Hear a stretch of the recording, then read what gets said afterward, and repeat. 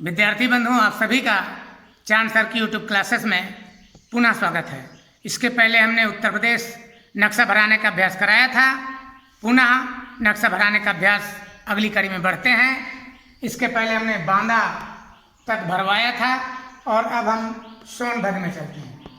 सोनभद्र 4 राज्यों से सीमा बनाता है, मध्य प्रदेश, छत्तीसगढ़, झारखंड और बिहार से। और लाल मिट्टी कहाँ कहाँ पाई जाती है? तो मिर्जापुर, सोनभद्र में लाल मिट्टी पाई जाती है। कभी कभी प्रश्न अक्सर पूछ लिया जाता है कि लाल मिट्टी उत्तर प्रदेश में कहाँ पाई जाती है, तो आपका उत्तर होगा मिर्जापुर और सोनभद्र में। प्रयागराज, आपका ये प्रयागराज है और यहाँ पर जो है उच्च न्यायालय है, उत्तर मध्य रेलवे का मुख्यालय है, संगम तीर्थ स्थल है, अल्फ्रेड पार्क है जहाँ पर 27 फरवरी 1931 को चंद्रशेखर आज़ाद शहीद हुए थे। इस प्रकार से आप प्रयागराज के बारे में भी जान सकते हैं। हम अगले जिले की तरफ बढ़ते हैं। मिर्जापुर क्यों प्रसिद्ध है? ये आपका मिर्जापुर है। देख रहे हैं कि ये सोलर प्लांट जो है 75 मेगावाट का कहाँ लगा हुआ है? तो मिर्जापुर में लगा हुआ है। और वाराणसी, ये मिर्जापुर के आगे आपका वाराणसी है। वाराणसी में क्या क्या भाई? घाटों वाला शहर इसे कहते हैं। रेलवे इंजनों का निर्माण होता है और विश्व प्रसिद्ध BHU या बनारस हिंदू विश्वविद्यालय वाराणसी में है।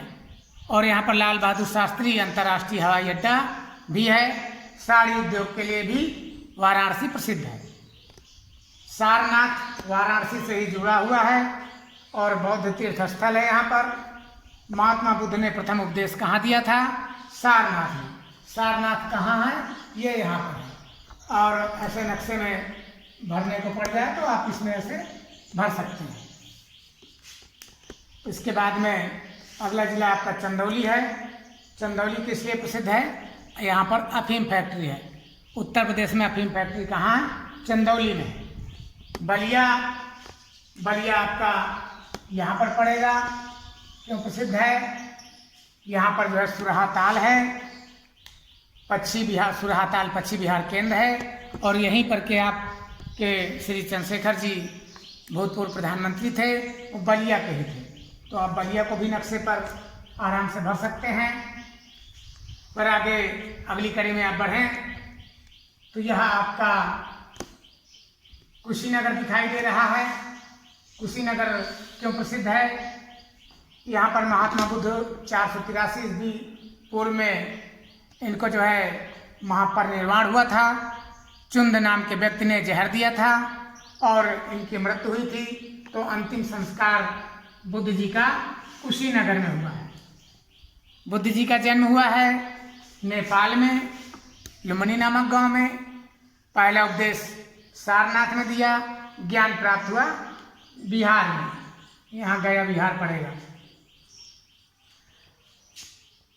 इसके बाद आपका ये महाराजगंज है। महाराजगंज क्यों प्रसिद्ध है? तो भाई नेपाल और बिहार से सीमा बनाने वाला कौन जिला है? महाराजगंज है, जो 2 नेपाल और बिहार से सीमा बनाता है। अगली कड़ी में आप गोरखपुर को देख लें। गोरखपुर यहाँ पड़ेगा और उत्तर पूर्व रेलवे जोन गोरखपुर में है। सर्वाधिक वर्षा क्षेत्र भी गोरखपुर में है। सर्वाधिक वर्षा क्षेत्र यदि गोरखपुर में है तो न्यूनतम वर्षा कहाँ होती है? यह प्रश्न आ सकता है। तो न्यूनतम वर्षा होती है आपकी मथुरा में। यहाँ लगभग 50-55 सेंटीमीटर वर्षा होती है।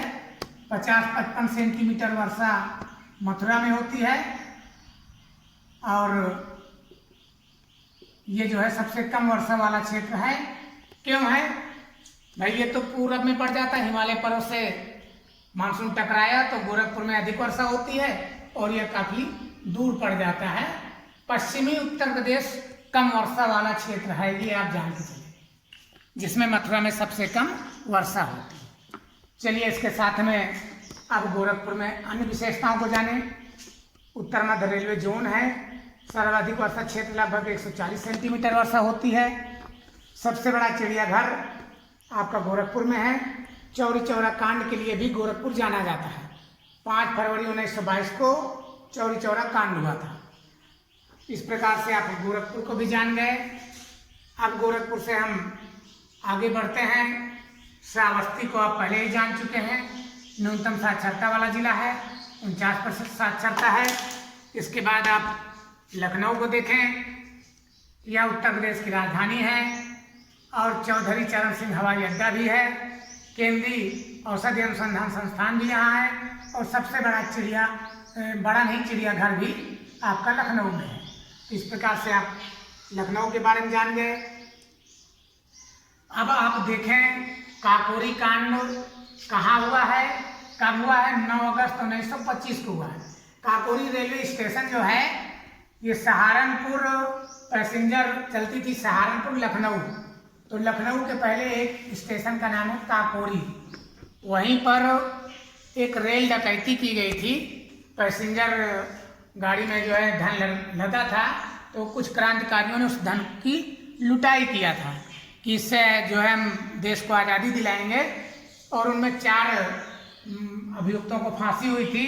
वो 4 कौन कौन से थे आप सुन लीजिए।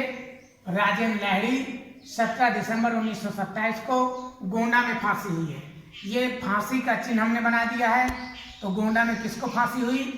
राजेंद्र लाहिड़ी को सबसे पहले हुई थी। अभी प्रश्न घुमा के पूछ ले, काकोरी कांड में सबसे पहले किस व्यक्ति को फांसी हुई थी? तो राजेंद्र लाहिड़ी जी को हुई थी 17 दिसंबर 1927 को। कहाँ पर? गोंडा में। अगले व्यक्ति हैं आपके अशफाकुल्ला खां। फा निकल रहा है तो इससे आप समझ जाइए फैजाबाद में। फैजाबाद में किसको फांसी हुई? अशफाकुल्ला खां को। और इनको फांसी हुई है 19 दिसंबर 1927 को। अगली कड़ी में जिनको फांसी हुई रामप्रसाद बिस्मिल जी है। रामप्रसाद बिस्मिल, रा अक्षर निकल रहा है, इस रा से मिलान करें। इनको 19 दिसंबर 1927 को गोरखपुर में फांसी हुई है। तो गोरखपुर में भी देखिए ये फांसी का फंदा बना हुआ है। और इनके जो एक और भी अभियुक्त थे रोशन सिंह, इनको 19 दिसंबर 1927 को नैनी जेल में फांसी हुई है। नैनी कहाँ है आपका? प्रयागराज में। तो ये भी आपका फांसी का फंदा यहाँ बना हुआ है, आप इससे आइडिया कर सकते हैं। 3 लोगों को एक डेट पर फांसी दी गई और एक व्यक्ति को पहले। एक साथ क्यों नहीं दी गई? उत्तर आप आराम से दे सकते हैं, देश में बवाल हो जाता।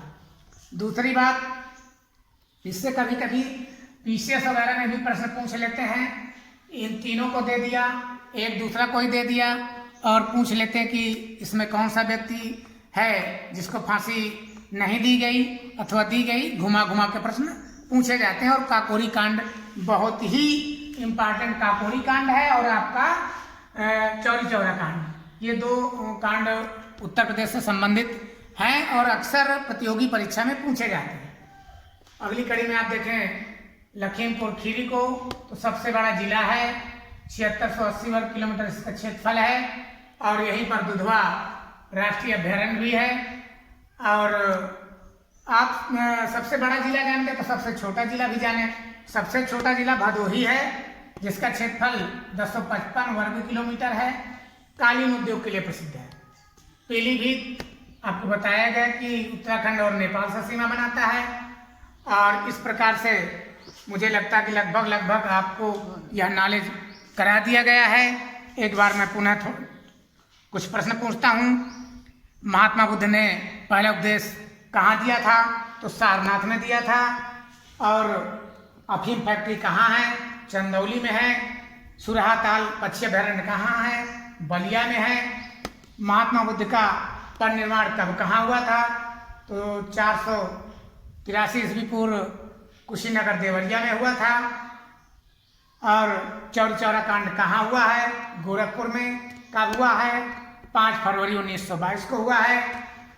इसके बाद में काकोरी कांड अभियुक्तों को फांसी कहाँ कहाँ दी गई? तो आप देख सकते हैं गोंडा, फैजाबाद, गोरखपुर और नैनी जेल में।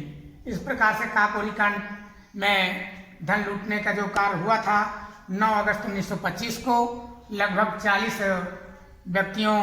व्यक्ति शामिल थे। कुछ को उम्र कैद, कुछ को काले पानी की सजा और इन 4 अभियुक्तों को फांसी की सजा हुई थी।